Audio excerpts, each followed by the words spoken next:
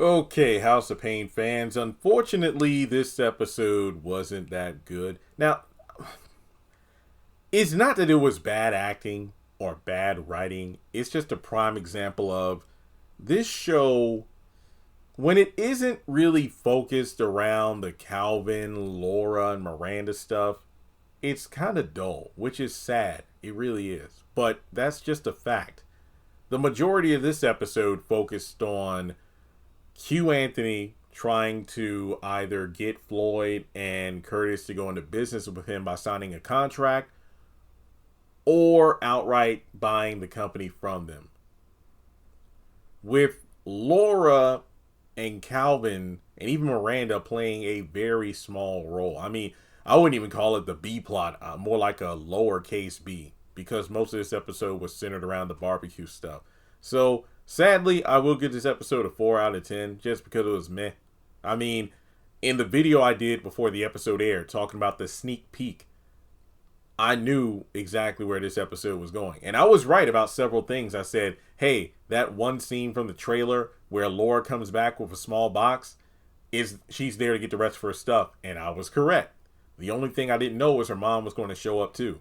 So what I'll do is I will talk about the Calvin stuff first because it's so, well, just a moot point.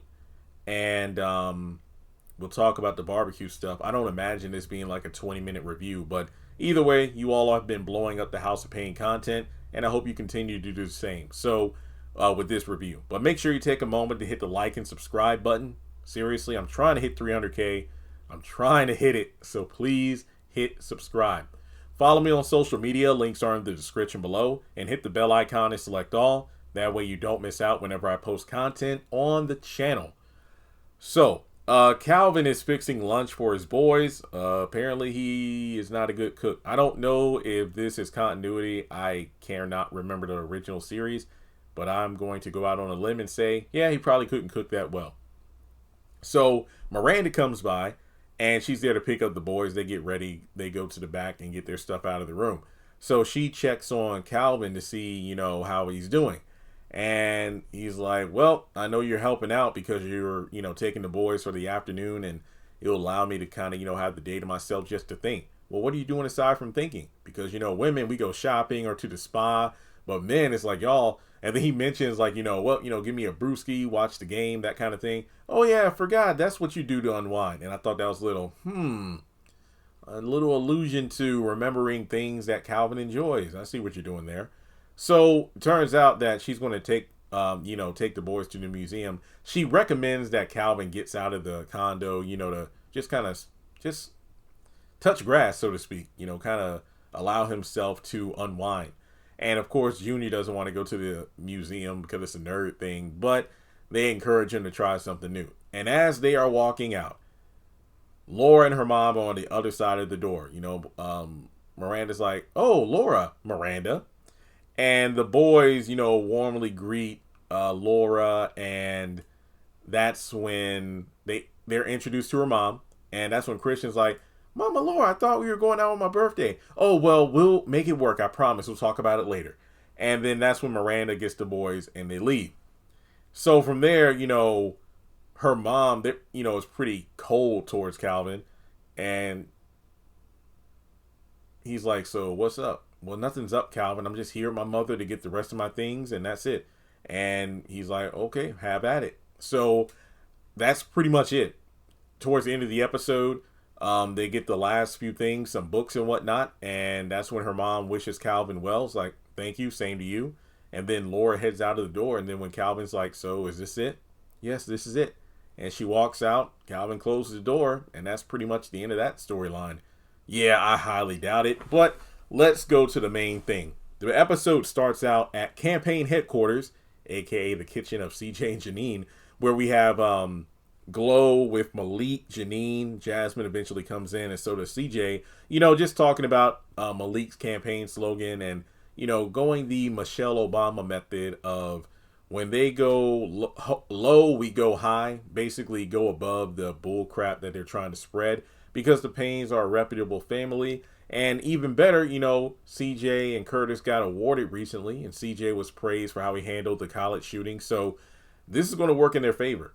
Now, from there, we go over to the front door. Oh, yeah, this is just sneak peek. I really don't need to talk much about it because I did a separate video. Curtis comes over. He's impatient. He wants this contract stuff done quick, fast, in a hurry so he can get rich. But that's when CJ mentions the whole thing to Uncle Curtis about how, Attorney Braxton, this is a bad contract. So then Curtis goes back home. Floyd and Ella tell Curtis not to work with Q Anthony because he's crooked. That contract is messed up. So Ella, talks about how she's stressed out because of this whole Laura situation.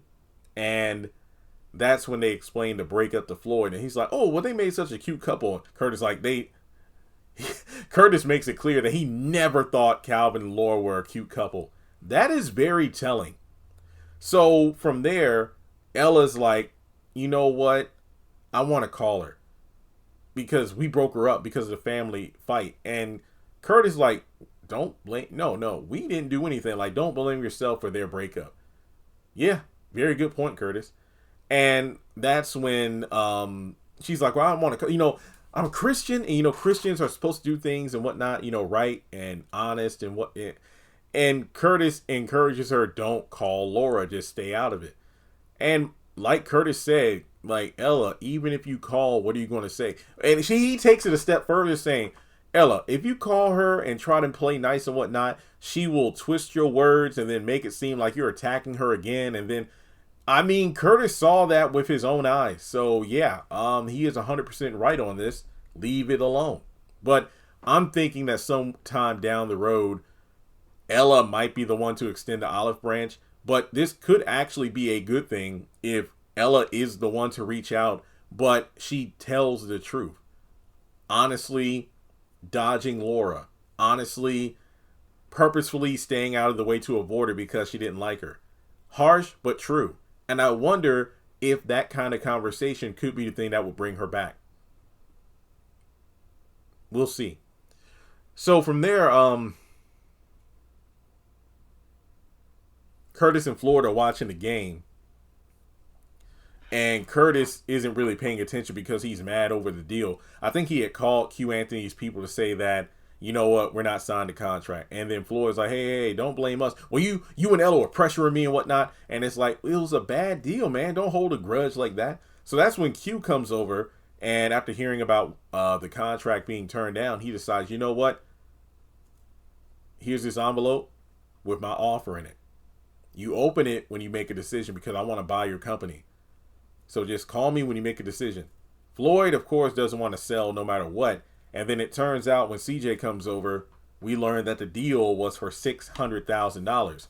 Basically, this would be enough money to pay back Floyd and Curtis all the money they put into their company and still have a few $100,000 left. So they wouldn't come out of this completely empty-handed. But the thing is, Q would literally own everything.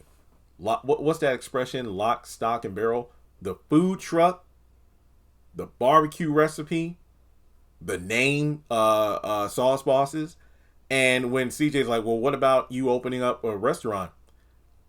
I couldn't even open up a barbecue restaurant until 5 years later. After the contract, quote unquote, the time frame passes by. So even if I did open up a barbecue business 5 years down the road when I'm allowed to, I wouldn't be able to use the recipe for the sauce. And the thing is, of course, Floyd and Ella don't want to do it, but CJ's like, I don't think you should. I think you ought to listen to your wife and your friend and business partner, because if he's willing to pay this much money now, that means he sees that either at some point soon or in the future, Sauce Bosses will, rake in millions. And the most important thing is, Unc, I saw this business bringing you joy, making you happy. So what would you do if you just sold it? Now, I ain't gonna hold you. I see both sides of this. 600,000 is a lot, but when I look at this show and it's in, the revival, the number of times that Curtis, and I've mentioned this so many times on the channel, Curtis has dropped the ball so many times. Floyd has them perfectly set up to either expand their business or the potential to make millions, whether it be through advertising on the news, a food vlogger, a Shark Tank like scenario, opening their restaurant, whatever. Curtis and his greed and selfishness always blocks them. To be completely honest, if I were Floyd, I'd just say, you know what, sell it, let me get my cut, and I'll go do my own thing. Because Curtis just holds them both back.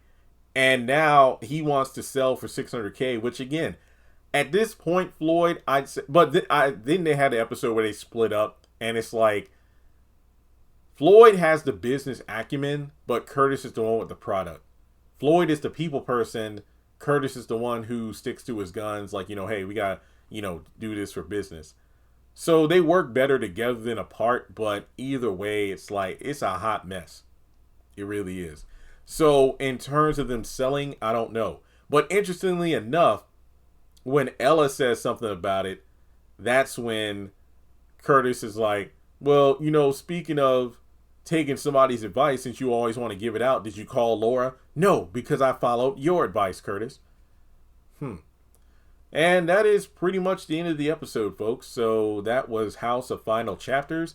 Let me know your thoughts in the comment section below. Like and subscribe. And we'll just have to wait and see if these episodes moving forward will gain attention. I think the only way that fans will keep, tuned in, or at least on my videos, is if we focus on Miranda and Calvin possibly entertaining the idea of getting back together. So as I requested, please like and subscribe, and I will catch you all in the next video.